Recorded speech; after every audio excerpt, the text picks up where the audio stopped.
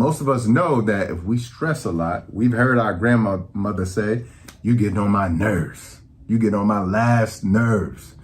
We've heard our parents say, you're going to run my blood pressure up. Okay, so we've heard our parents say this.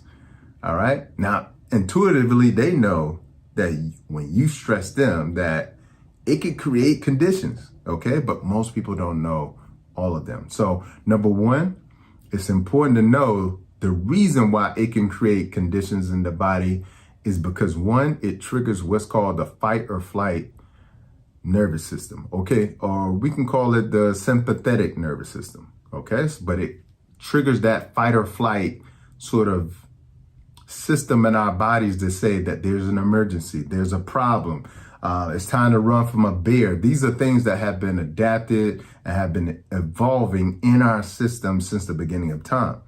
And whenever we trigger this fight or flight system, it tells our bodies to release stress hormones. Now, these stress hormones are good in an instance where we need to run from a tiger, a lion, or a bear. However, when we don't have to do that, these things, especially when you're doing them chronically, they could be very toxic for us because those stress hormones are very, very acidic to our bodies. Okay, so adrenaline starts to pump and goes to our muscles. We can run faster. You've heard about moms who get into a car accident and their baby is trapped and they have to lift the car up. Okay, that's the adrenaline being pumped as a result of that fight or flight system. Okay, so it does have some purpose. Okay, but on a day-to-day basis, we cannot be living in this system, and most people are. Okay, number two, when you are triggering this system and you are in a constant state of stress, which is called chronic stress, you're going to have problems falling asleep. Okay, all of us have had that night where we're thinking right before we go to bed, we start thinking about what we didn't do that day, the bills we got to pay. The person said this to me. The person cut me off on the highway. You start thinking about those things and you cannot go to sleep. Okay. And when you are chronically stressed like that, because all of those things create imaginary stress. And what I mean by imaginary is not that they're not real to you, is that they're not a real stress in terms of like, they're not going to shape shift your life in that moment. Okay. They're not you running from a bear or having to dodge a bullet. Okay. And so it is going to create sleep issues as well, too. And we all know that when you don't sleep well, that is going to impact your overall health. Okay. Number three, it weakens the immune system when you're chronically stressed as well, too. And I'll get into that in just a second. But essentially, your immune system, 80% of it is in your gut. And when I was mentioning earlier, your vagus nerve, which is what is your parasympathetic nervous system, not sympathetic, but parasympathetic nervous system. The parasympathetic nervous system is the system that is the calming nervous system. Okay. The opposite of fight or flight. All right. So it calms your body down. It stimulates digestion. Okay. It boosts the immune system. It increases detoxification. Okay. So that's the parasympathetic nervous system, which is connected to your vagus nerve. Okay. Now, when you get chronically stressed, the issue becomes that nerve is attached in your brain, the longest nerve in your body, longest cranial nerve in your body, attaches to your brain and goes directly into your gut. Okay. Attached to a system called the enteric nervous system, the second largest nervous system in our bodies after our brain. Most people don't know that we have a nervous system in our gut called the enteric nervous system. And the more you're constantly being stimulated in fight or flight, instead of being stimulated to be calm, soothing, and to stimulate the system to improve digestion, to increase your immunity. Well, this is why a lot of people who are chronically stressed have weakened immune systems. Okay. The other thing that most people don't know about stress is that it's going to increase your blood sugar.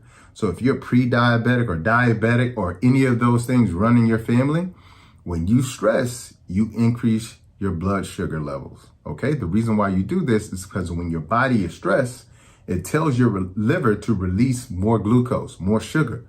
Okay. Because it thinks that you're running from a bear, a lion. And so it wants to increase glucose to go to the muscle so that the muscle can perform.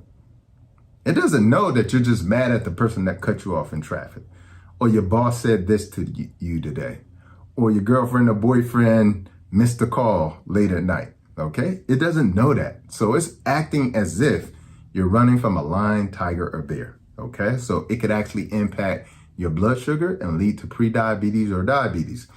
It also, as I mentioned before, increases stress hormones, and stress hormones tighten the blood vessels, all right? Why is that important? When you get stress hormones and they tighten the blood vessels so that blood can flow quicker, okay? Because your heart rate is up as well too. If your heart rate is up, it means it's pumping more blood, then the blood vessels constrict so that that blood can get through quicker, all right? But what is that going to do? It's going to actually cause increased blood pressure, all right? So when you stress, it doesn't matter.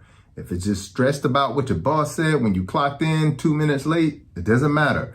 If you're chronically stressing about things, all right, this is what you're doing to your body, which is going to increase your overall risk of a heart attack, all right? So that's really important. The other thing that stress does is it increases the production of acid in the stomach, okay?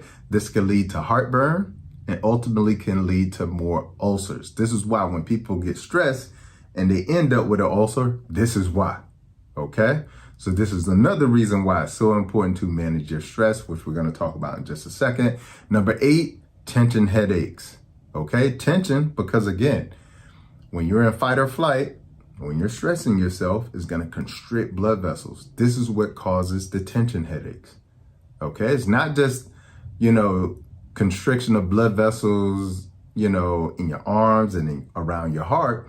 It's constriction of blood vessels everywhere in your body, including your head, which leads to the headaches, okay? And then number 9, I would say, is depression, okay? Chronic stress can lead to depression, okay? It could also lead to, number 10, weight gain, okay? Because one of the stress hormones that your body is constantly being triggered when you are stressed is cortisol. And cortisol tells the body, store fat at all costs. So when you stress, you're telling yourself, I want to be overweight. Okay, you're telling yourself, I don't want to lose weight. All right, so those are really, really important things that people don't consider when they're stressing, and they don't create things in their lifestyle to actually do anything about this stress. They just say, I'm not going to stress, or they don't even say, I'm not going to stress. They just say, that person better not cut me off anymore. My boss, next time he say that, I'm going to say this. And the list goes on and on. Nobody's trying to actually do anything about the stress, okay?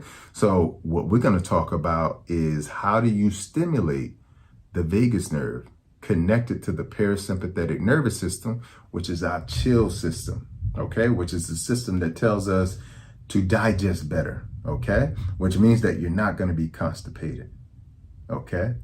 All right? Which tells our system to boost immunity, which tells our system to